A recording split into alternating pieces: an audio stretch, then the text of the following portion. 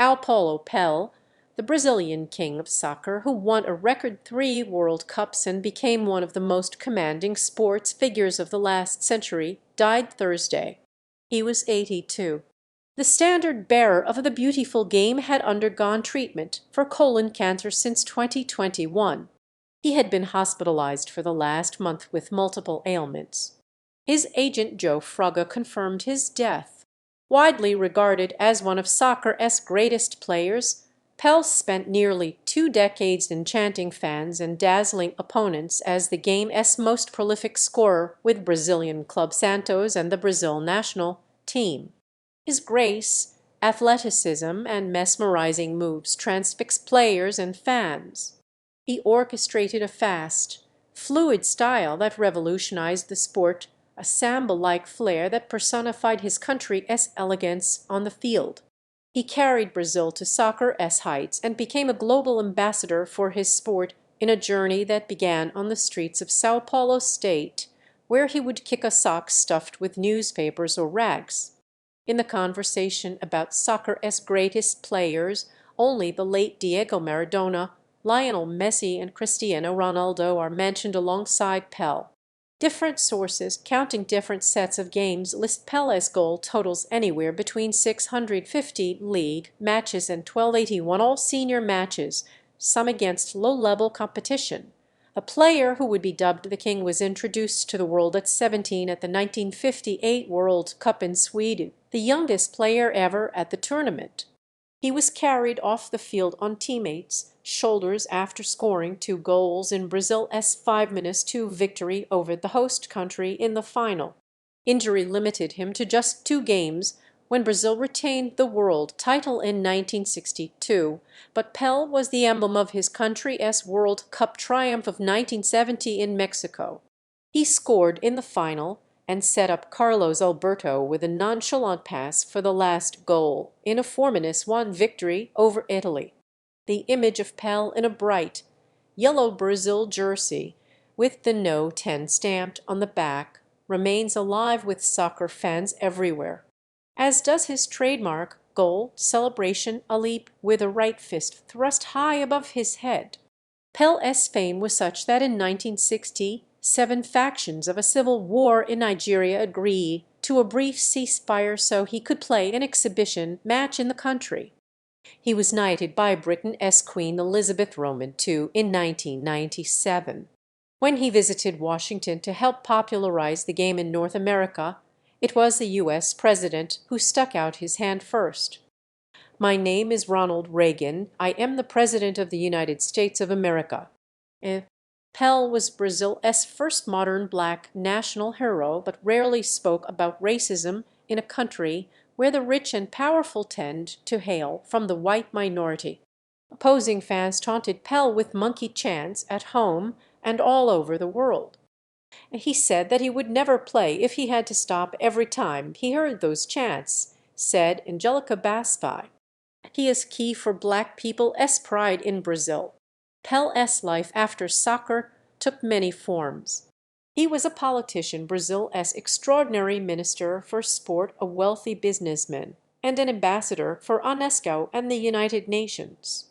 He had roles in movies, soap operas, and even composed songs and recorded CDs of popular Brazilian music.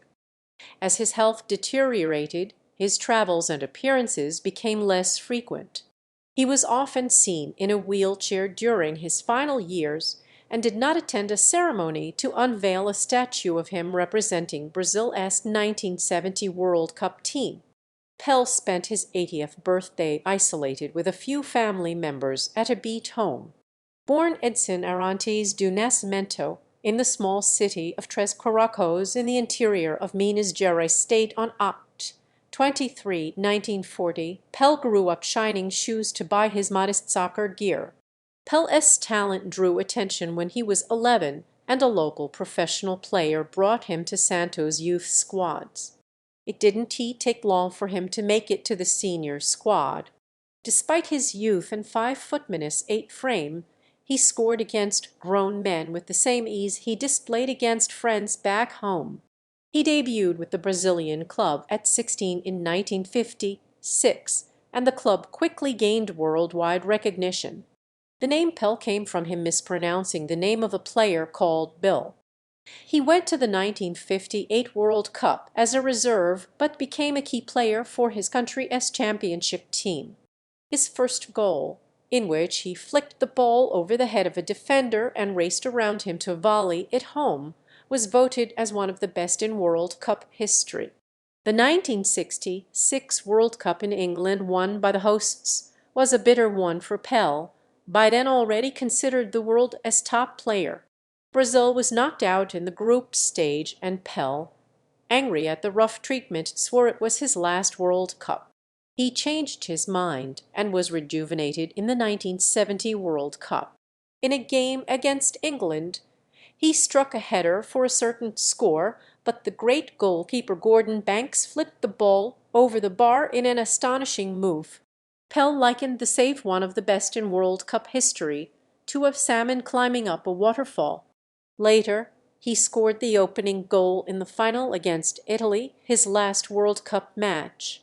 In all, Pel played 114 matches with Brazil, scoring a record 95 goals, including 77 in official matches. His run with Santos stretched over 3 decades until he went into semi-retirement after the 1972 season. Wealthy European clubs tried to sign him, but the Brazilian government intervened to keep him from being sold, declaring him a national treasure. On the field, Pel's energy, vision, and imagination drove a gifted Brazilian national team with a fast, fluid style of play that exemplified O Jogo Bonito, Portuguese for the beautiful game.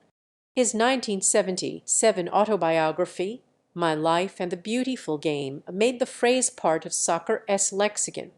In 1975, he joined the New York Cosmos of the North American Soccer League. Although 34 and past his prime, Pel gave soccer a higher profile in North America. He led the Cosmos to the 1977 league title and scored 64 goals in 3 seasons. Pel ended his career on Oct. 1, 1977 in an exhibition between the Cosmos and Santos before a crowd in New Jersey of some 77,000. He played half the game with each club. Among the dignitaries on hand was perhaps the only other athlete whose renown spanned the globe, Muhammad Ali. Pel would endure difficult times in his personal life, especially when his son Adino was arrested on drug-related charges. Pel had 2 daughters out of wedlock and 5 children from his first 2 marriages to Rosemary das Reis Kalbai and Assyria Sexis Lemos. He later married businesswoman Marcia Seibel Aoki. Atsoni reported from Madrid. AP Sports, https://news.com/hub/sports and https://twitter.com/AP Sports.